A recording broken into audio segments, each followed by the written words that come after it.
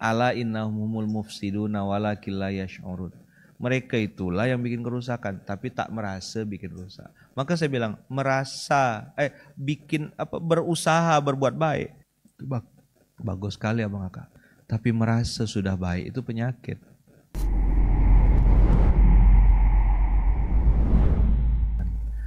Dalam beberapa ayat Allah mengingatkan Nabi Muhammad SAW, wahai Muhammad bersabarlah, wasbir ala ma yakulun. Jadi memang sejak dahulu kala, apa bahasanya, hate speech kalau bahasa sekarang, atau ucapan-ucapan yang tidak baik itu akan selalu ada sampai kapanpun. Maka dalam pepatah Gontor waktu kami dulu belajar, ada kalimat begini, fakun ka'annaka lam tasma' walam yakul. Sering-seringlah bertingkah laku atau bertindak tanduk, beraktivitas seolah-olah engkau tidak dengar mereka ngomong apa, dan engkau menganggap mereka tidak pernah ngomong apa-apa gitu. Tapi fakun ka'annaka itu menunjukkan ya pura-pura aja. Tetap bisa. Nah, ada kalau dulu istilah di Gontor tuh jihad-jidan gitu. Apa jihad-jidan tuh? Bersungguh-sungguh gitu. Ada kesungguhan untuk tidak mendengarkan gitu. Tidak usah dipikirkan gitu. Makin tidak usah dipikirkan, makin kepikiran. Nah, saya nanya ke dalam diri saya, gimana caranya supaya omongan itu tidak ganggu aktivitas saya. Salah satu hal yang saya lakukan Abang Aka, ketika ada caci maki dan hinaan itu, saya ingat lagi dari awal proses penciptaan. Tentu ini jauh banget ya bagi anak Gen Z ini, walah nggak relate Ustadz gitu. Tapi saya menterapi diri saya dengan mengatakan, kau cuma setetes mani Lukman. Setetes mani itu mohon maaf ya Bang Angga, keluarnya dari lubang kemaluan. Masuknya juga di lubang kemaluan lagi. Keluar normal kalau bayi itu normal dari lubang kemaluan. Dia tuh berarti mohon maaf ya, selevel sama darah, selevel sama air kencing. Saya tuh keluar dari situ gitu. Setetes air yang keluar dari lubang kemaluan, lalu masuk lagi ke lubang kemaluan, keluar lagi dari lubang kemaluan. 3 kali keluar masuk tuh. Sama dengan darah kalau yang haid kan. Awalnya aja udah hina gitu. Terus kemana-mana bawa kotoran. Ujung-ujungnya jadi bangkai. Ini organ namanya mata. Organ mata. Bisa ngelihat? Bisa aja kalau cuma ngelihat. Tapi yang diminta hisapnya oleh Allah adalah penglihatan. Beda enggak? Mata melihat dengan penglihatan. Beda. Waktu Rasulullah dapat ayat pertama, Rasulullah disuruh Iqra, bukan disuruh tilawah. Cuma karena bahasa Indonesia nih terbatas, jadi Iqra dengan tilawah sama-sama baca. Padahal baca yang dimaksud bukan baca tulisan, baca kejadian, baca situasi, baca fenomena hidup. Kenapa banjir, kenapa gempa, kenapa orang ini bangkrut, kenapa ini sukses, kenapa ini kok naiknya cepat, hancurnya cepat. Kita disuruh baca fenomena itu. Fantashiru fil ard, famshu fi manakibiha.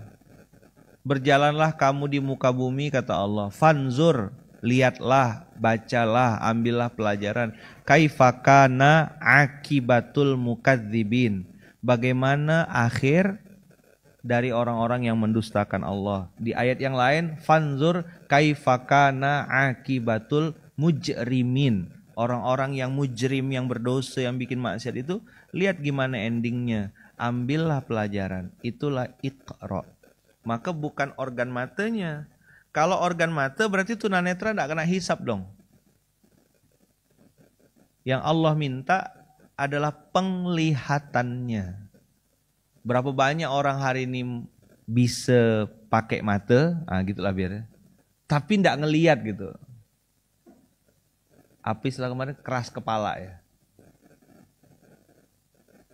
Misal gini, dia udah lihat tuh contoh keteladanan orang-orang yang menjaga dirinya dari maksiat. Depan mata dia. Tapi ya tetap aja. Ini yang dimarah Allah semarah-marahnya gitu. 179. Walaqad dzara'na li jahannama katsiran minal jinni wal ins. Biasanya kalau Allah marah yang dimention tuh pasti insan. Tapi kali ini jin pun kena sebut juga. Walaqad dzara'na li jahannama katsiran minal jinni wal ins.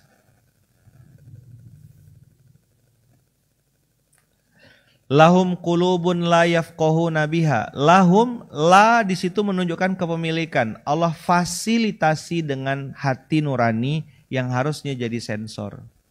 Hati nurani yang dipakai sensor inilah sebenarnya internal auditor, gitu kira-kira. Tapi la yafqahuna biha. Tidak terpakai, berarti dia second like new gitu. Buka bungkus memang. Tapi tak terpakai. La yafqahuna biha. Walahum a'yunun. Nah ini dia organ mata. Nih, ada apa namanya? Retina, terus ada pupil.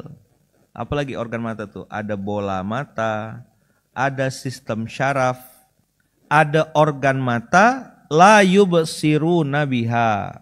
Basorun. Mana basorun? Tak pakai ngelihat.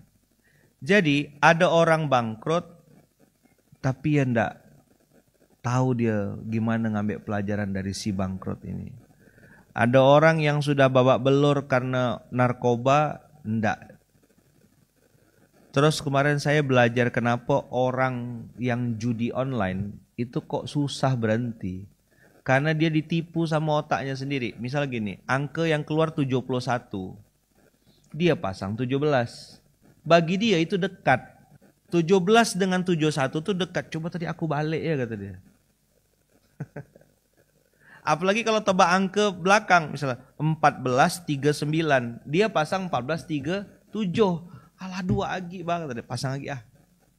Nasihatin mereka. Oh itu berbusa mulut kita. Dan dia sudah tahu kalau banyak orang yang bangkrut gara-gara judi itu. Dia lihat enggak orang bangkrut? Lihat. Tapi kata Allah, lahum a'yunun. Dia punya bola mata, tapi enggak bisa berfungsi itu penglihatannya. Walahum a'yunun. Jadi ada bola mata, ada penglihatan. Abang kakak, berapa banyak orang yang melihat fenomena orang susah, orang bangkrut? Dapat? Enggak. Ambil pelajaran? Enggak juga. Berubah jadi lebih baik? Tidak juga masih. Jadi fasilitas dari Allah Subhanahu wa taala. Allah kasih itu mata tapi la yubsiruna biha. Ini yang mungkin di dalam Al-Qur'an, di surat-surat lain Allah bilang gini. Wa idza qila lahum la tufsidu fil ardi qalu innama nahnu muslihun. Janganlah bikin kerusakan kata Allah. Terus mereka bilang apa? Justru kami ini yang bikin perubahan. Ala innahumul mufsiduna walakin la yash'urun. Mereka itulah yang bikin kerusakan tapi tak merasa bikin rusak. Maka saya bilang berusaha berbuat baik. Bagus sekali abang kakak. Tapi merasa sudah baik itu penyakit. Merasa benar, merasa tidak salah, merasa paling suci. Maka kemarin ada analogi bagus dari ayah tuh. Ayah John bilang gini, kalau iblis itu kalau mau bikin manusia itu kan disuruh berlebih-lebihan. Ini menarik analoginya bagus gitu ya. Jadi kalau dia tuh sudah soleh, didorong ke depan sekalian gitu, dilajakkannya sekalian, sehingga dia nanti pindah dari amal soleh menjadi merasa paling soleh. Pokoknya gitu. Kalau di Pontianak dilajakkan gitu. Didorong ke depan. Sampai ke depan sekali gitu. Pokoknya saking dia tuh, orang kan soft pertama, dia di depan imam softnya. Gitu, saking, enggak ya, salah ya. Saking saktinya tuh. Jadi tadinya beramal soleh. Betul. Sholat, zikir, wirid, beramal. Keren.